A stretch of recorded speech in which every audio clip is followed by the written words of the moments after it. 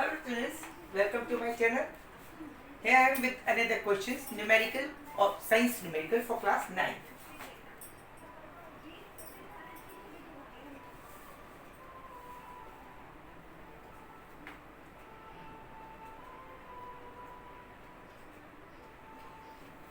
एक गेंद को 10 मीटर की ऊंचाई से छोड़ा जाता है और ball is dropped from a height of 10 meter. This is the height, ये height है 10 मीटर की. एक बॉल को नीचे छोड़ा जाता है और ball is dropped from the height of 10 meter. यदि फर्श पर टकराने पे उसके अंदर 60% ऊर्जा की कमी हो जाती है. It means due to frictions, air में फ्रिक्शंस है. यहाँ जब आती है कोई वेलोसिटी v होती है और उसकी ऊर्जा में कमी हो जाती है. यहाँ काइनेटिक एनर्जी है और पोटेंशियल एनर्जी है या नहीं, ये बताइए. Potential energy zero, potential energy पूरी है, काइनेटिक एनर्जी जीरो, क्योंकि U is equal to zero. तो काइनेटिक एनर्जी जीरो होगी और पोटेंशियल एनर्जी mgh के बराबर होगी. क्लियर? क्योंकि वो हाइट पर है, mgh पोटेंशियल एनर्जी होगी, काइनेटिक एनर्जी नहीं होगी कि बॉल को बिल्कुल जीरो वेलोसिटी से ड्रॉप कर रहे हैं. We are dropping the ball with zero velocity from the height of 10 metre so that they will no kinetic energy, but all the energy will be in the form of potential energy, that is mgh. okay, because of the some friction in air, हवा के घर्षण की वजह से some energy get lost, कुछ energy lost हो जाती है, यानी बचती है. जब लास्ट में जब पहुंचती है उसकी एनर्जी, तो उसकी एनर्जी सिर्फ 60% होती है. It means here is the kinetic energy will be equal to 1/2 into mv square के बराबर होगी और mgh जीरो हो जाएगी क्योंकि हाइट जीरो हो जाएगा. लेकिन ये वेलोसिटी, इस वेलोसिटी में कुछ कमी आ जाएगी बिकॉज ऑफ फ्रिक्शन. कोई कुछ एनर्जी फ्रिक्शन में भी घट गई. इट मीन्स यहाँ पे law of conservation of the energy इस तरह का नहीं लग रहा. Law of conservation of the energy, conservation of the energy इस तरह से लग रहा है कि mgh total kinetic potential energy will be equal to total kinetic energy plus loss of energy. ठीक है ना?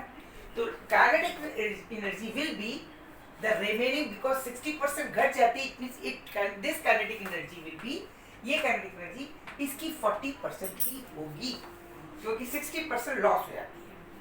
तो this kinetic energy at the bottom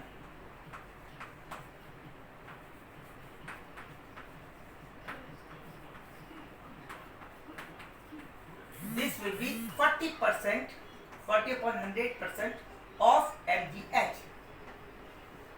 okay,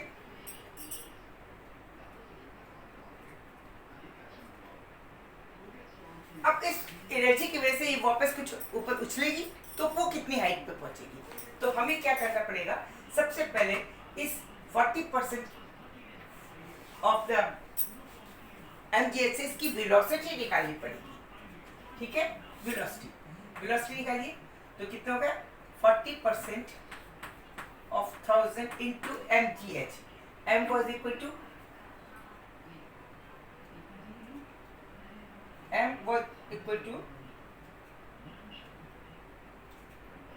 m is not given to us, कोई बात नहीं दे रखा, कोई बात नहीं. This is mgh 40% of this m into g is to be used 10.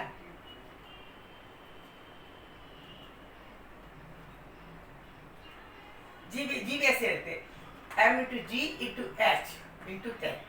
ये हो गया. इसको अगर काटेंगे, this will gone, this will gone. It means 4mg. This will be the remaining kinetic energy will be equal to 1/2 mv square. यहाँ से हमारी velocity निकल जाएगी. 4mgh जो बचेगा, this 4mgh will be equal to 1/2 mv square. ठीक है, 4mgh. अभी mf गेट कैंसिल हो गए, 4mg will equal to 1/2 mv. mm also cancel. It means 4g into 2 upon is equal to v square. It means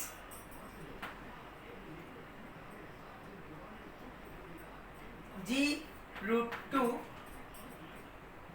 this is the velocity, ठीक है, बस भी इसको निकालिए, इसको भी हमें जरूरत पड़ेगी। अब हमें इस वेलोसिटी से वो कितनी दूर जा सकता है ये देखना है।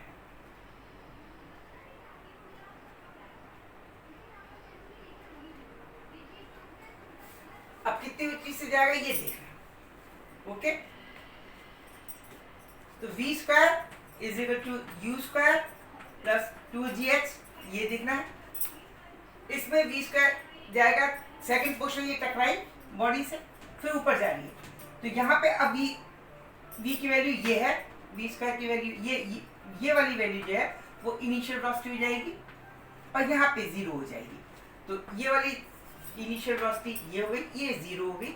इसकी हाइट निकालेंगे, दोबारा टकराएगी फिर ऊपर जाएगी, यहाँ पे पहुंचेगी, ये h है ना, यहाँ टकराएगी फिर h पहुंचेगी, ये x निकालिए। उसके लिए ये 0 हो गई, ये वाली वैल्यू यहाँ रखिए, v स्क्वायर की वैल्यू क्या रखेंगे 4gh और minus 2gh, v square 2gh, क्योंकि ये ऊपर जा रही है तो फॉर्मूला माइनस वाला लगेगा। ओके, तो ये gh कैंसिल हो गया, 4 विल बी इक्वल टू 2